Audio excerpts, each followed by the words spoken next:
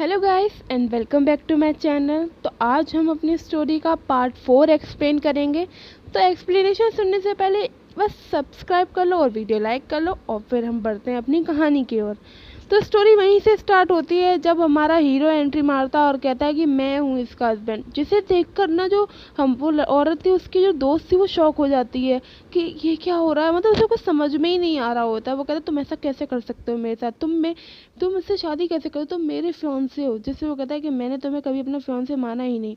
वो तो उसके भैया बाल पे कूद जाती है, उसको झपटे रहते हैं, जिससे वो उससे दूर करके कहता है कि तमीज़ में रहो वरना तुम छोड़ूंगा नहीं मैं।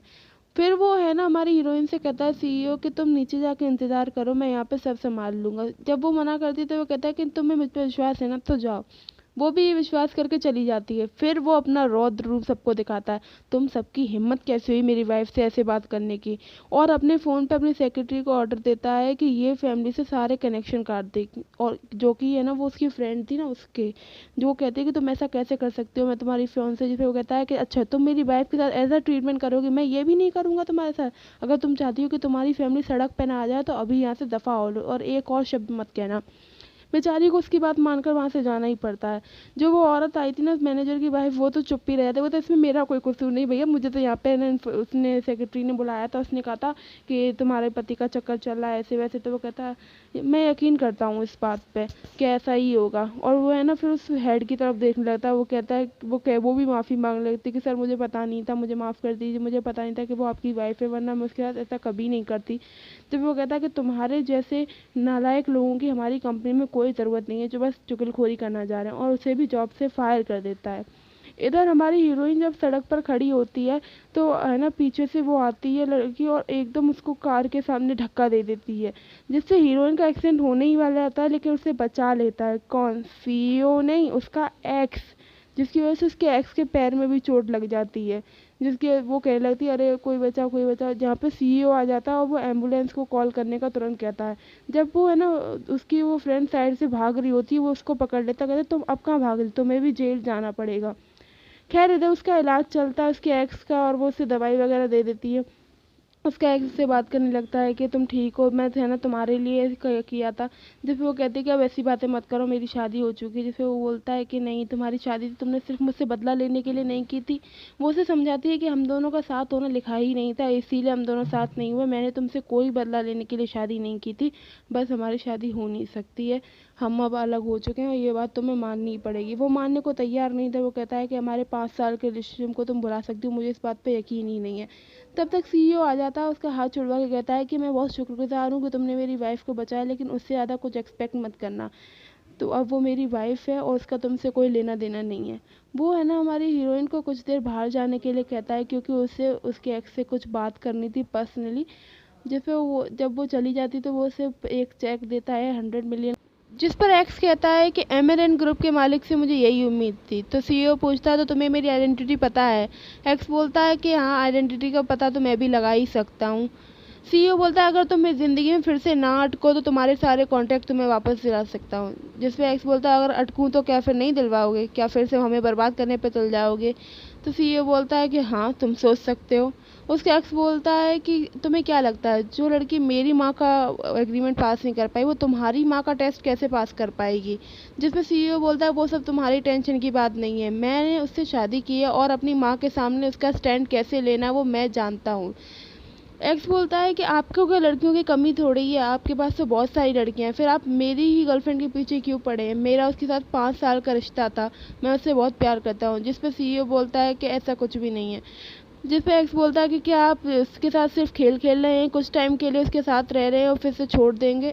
सीईओ को गुस्सा आता है, वो उसे धमकी देता है कि ऐसी बकवास बातें फिर मत करना, मैं उसे उल्लू नहीं बना रहा हूँ, मैं उससे सीरियस हूँ उसके साथ। एक्स बोलता है कि अच्छा तो आपने अब तक उसे सच क्यों नहीं बताया, आपको पता नहीं है शायद कि जीएफएम को है ना झूठ बोलने वाले, उसे बेवकूफ़ बनाने वाले लोग बिल्कुल भी पसंद नहीं हैं। इतना सब कुछ सुन के सीईओ वहाँ से चला जाता है। जब वो बाहर आता है तो जब उससे वो पूछती है कि अच्छा एक बात बताओ, जब वहाँ पर अभी लड़ाई हुई थी ऑफिस में तो तुमसे सब डर क्यों रहे थे, ऐसा लग रहा था जैसे सब तुम्हारे अंडर हूँ। जिस पर सीईओ से बताने ही वाला होता है कि क्यों डर रहे थे, लेकिन तब तक सीईओ को आ जाता है कॉल और वो कॉल था उसकी माँ का। तो वो है ना उससे हमारी हीरोइन से कह के जाता है कि वो कुछ टाइम में आ जाएगा, उसकी माँ का कॉल था, और वो उसे सच तो बता ही नहीं पाता है। इधर जो सीईओ है वो है ना अपने घर पहुंचता है, पहुंचते ही पहुंचते उसकी माँ उसके थप्पड़ से स्वागत करती है कि तुम्हारी हिम्मत कैसे है चालाक और 2 कौड़ी की लड़की से शादी करने के लिए। जिसपे सीईओ कहता है कि 2 कौड़ी की, पर उसकी सौतन वहाँ बैठी होती, वो कहता अच्छा तो तुमने ये रायता फैलाया है। जिसपे वो कहती है कि नहीं नहीं मम्मी मैं क्या करती, मैंने उसको देखा तो मुझे उस पर गुस्सा आ गया, मैंने उसे सड़क पर धक्का दे दिया। जिसपे सीईओ से कहता है कि तो पता है तुम्हारी वजह से आज उसकी जान जा सकती थी, तुम्हें पुलिस से निकाला किसने, किसने निकाला तुम्हें जेल से। जिसपे उसकी सासू मॉम कहती है कि अरे नहीं नहीं क्या हो गया, कोई बात नहीं, छोटी मोटी बात तो होती रहती है, और तुम एक ये फैमिली की लड़की को जेल में कैसे डाल सकती हो, मैंने बचपन से इसे देखा है, ये ऐसी है ही नहीं है, तुम्हारी इसकी शादी तय हुई थी, अब तुम जल्दी से उस लड़की को डिवोर्स दो ताकि तुम्हारी इससे शादी कर सकूं। जिसपे वो कहता है कि ये सब मेरा मैटर है, अब मैं बड़ा हो चुका हूँ, मैं अपने फैसले खुद ले सकता हूँ, और वो बहुत ही अच्छी लड़की है और आपकी बहू भी है, इसीलिए ऐसा वापस से मत कहना, उसके बारे में कुछ भी बुरा मत कहना।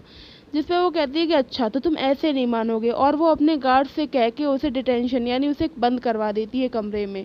ये सब देख के हमारी वो सौतन है ना बड़ा खुश हो रही थी कि चलो मेरा काम तो बन ही गया। इधर जो हमारा वो एक्स था वो बैठा होता, उसकी मॉम भी आई होती है और सौतन वहाँ भी आ जाती है। सौतन उससे कहती है कि तुम ठीक हो। जिस पर उसकी मॉम कहती है कि तुम यहाँ पे कर क्या रही हो, उसे धक्के मार के निकालने लगती है।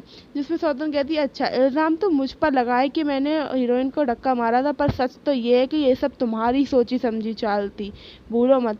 जिसपे वो एकदम से घबरा जाता है कि मतलब ये क्या कह रही है। यहाँ पे हमें समझ में आता है कि जो वो कार ने है ना हमारी हीरोइन का एक्सीडेंट करने वाली थी, वो इस एक्स ने ही प्लान कर रखा था। उसमें जो आदमी था वो एक्स का ही आदमी था, उसने खुद पहले से सारा वो प्लॉटिंग थी कि ये इसको बचा लेगा ताकि ये हमारी हीरोइन के दिल में जो अपनी जगह गंवा चुका है वो वापस से पा सके। और जो ये सौतन है ना ये इसीलिए आई कि उसे धमकाने के लिए, ताकि आगे अगर कुछ भी हो तो ये उसके नाम पर सारा इल्ज़ाम लगा सकती है। इस वजह से वो उसे धमकी दे के यहाँ से चली जाती है। इसको एक्स को गुस्सा तो बहुत आता है, लेकिन किया तो उसने ऐसा था, इसमें झूठ थोड़ा ही था। और और जो हमारे एक्स की मॉम थी वो कहती तुम ऐसा कर क्या सकते हो, अपनी जान कैसे जोखिम में डाल सकते हो उस लड़की के लिए। जिस पे एक्स कहता है कि मॉम अगर आप वो दिन वैसा सब कुछ ना करती तो आज वो मेरे साथ होती, आज मुझे ये सब ड्रामा करना ही नहीं पड़ता, तो आप प्लीज़ ऐसा कुछ मत करिए, मैं उससे प्यार करता हूँ, मैं उसके साथ रहना चाहता हूँ। बेचारी मॉम तो फिर पड़ ही जाती हैं संकट में, क्या करें, वो मान जाती हैं। गाइस आज के लिए इतना ही। अब ये दोनों क्या सजेस्ट करेंगे वो कल पता चलेगा। ये जल्दी खत्म होने वाली है सीरीज़, तो जल्दी से मेरे चैनल को सब्सक्राइब करो, वीडियो लाइक करो। कोई और सीरीज़ चाहिए हो तो कमेंट में मेंशन करो।